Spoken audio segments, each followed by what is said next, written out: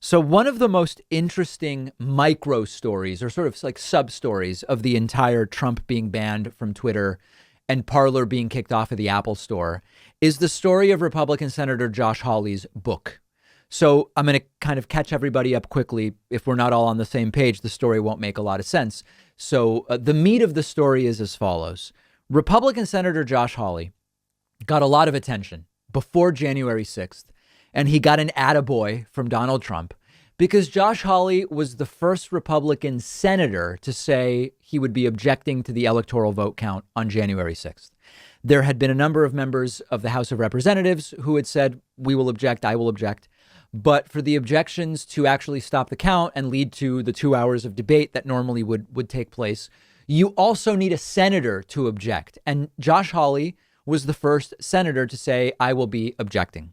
Cut to January 6th, and we have a violent insurrection led by Trumpists. And after they were able to resecure the Capitol building later on January 6th, and they reconvened, Josh Hawley kept going with his objections and his bogus arguments about the election. So as a result of that, Josh Hawley lost a business opportunity. Book publisher Simon and Schuster decided they don't want to have anything to do with Josh Hawley anymore. And they said, we are backing out of the book deal that we had made with Josh Hawley. Now, remember, Simon and Schuster is a company that exists in the United States, meaning they get to decide who they work with. They get to decide what book they publish. It's not the government. If the government got to decide what books Simon and Schuster published, we would be more like a country with centralized control of industry. Some might call them communist countries. We would not be what we are if anybody were able to tell Simon and Schuster, you must publish Josh Hawley's book.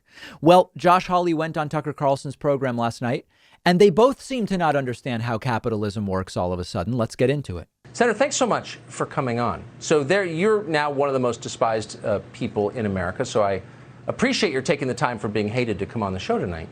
But I want to ask you specifically about what happened between you and Simon and Schuster. And I should say I published with Simon and Schuster. I have a book contract for a future book with Simon and Schuster.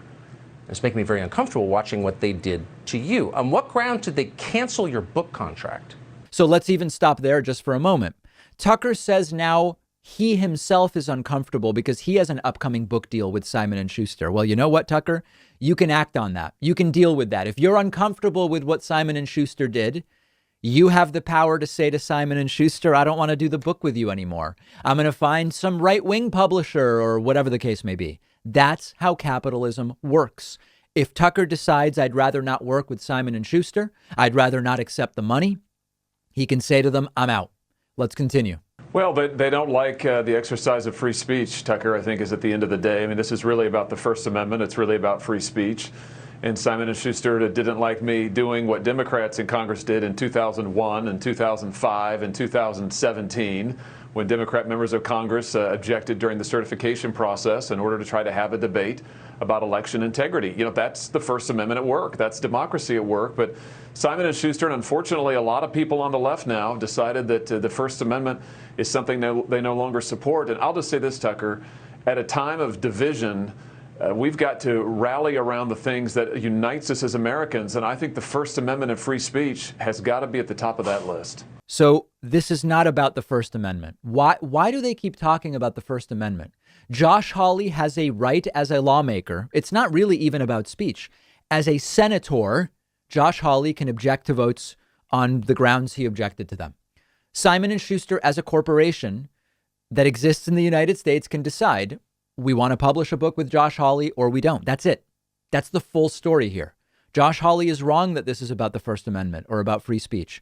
And he also either forgets or doesn't know or pretends not to know that even if it were a free speech issue, freedom of speech doesn't mean freedom from the consequences of that speech. Speech has consequences. It's called capitalism, which they support. Tucker then also appears not to get it.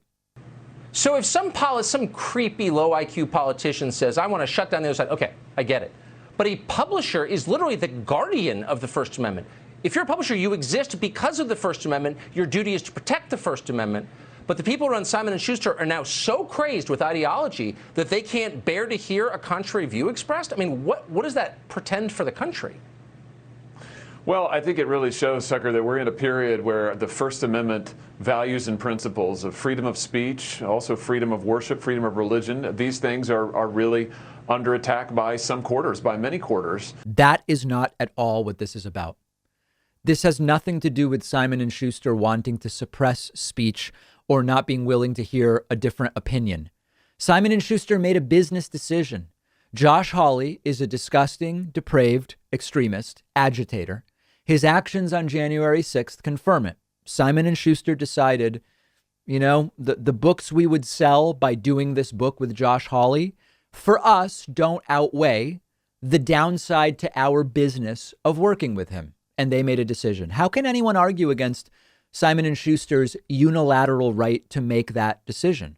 Now, if Simon and Schuster said, we refuse to publish books by or employ black people. Whoa, hold on a second. Now we're violating non-discrimination laws. That would be a very different story. But Simon and Schuster simply said, we don't want to do business with someone. And Hawley goes to the First Amendment here. Take a look. And again, I come back to the fact that this is something, the First Amendment is something that unites us as Americans. And in this time of division, in this time of chaos, we've got to stand strong for that. If you're wondering why, when reporters go to Trump rallies and they interview people, the people start talking about this is a First Amendment violation and that's a First Amendment violation and this violated my free speech or Trump's free speech. This is why. They are bombarded constantly with people who either don't understand or are deliberately lying to them about what is a free speech issue.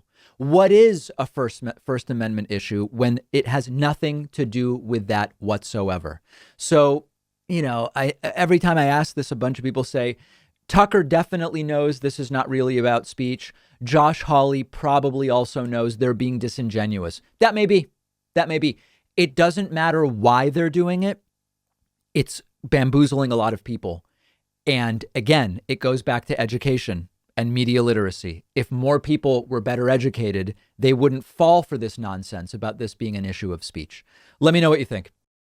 So it's a new year, and for many people, that means new goals around getting fit or losing weight. And if part of that for you involves a low carb or ketogenic diet, then I have something you will want to check out. It's called So Ketolicious, and they're giving you 20% off. So Ketolicious has perfected ketogenic crusts for baking your favorite foods. They make a delicious keto dessert crust, which comes in a chocolate and vanilla flavor, and it's perfect for making things like pies. They also have a premium keto pizza crust, which I've been using at home to make pizzas, and it's great. It is great to go right out of the freezer.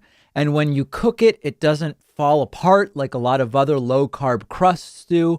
It's high fat, which is perfect for keto, grain free, gluten free, no soy or additives or preservatives or fillers. But most importantly, they just taste great. I can tell you firsthand. Just go to davidpakman.com/pizza. The link is underneath this video, and they'll give you 20% off your entire order when you use the coupon code Pakman.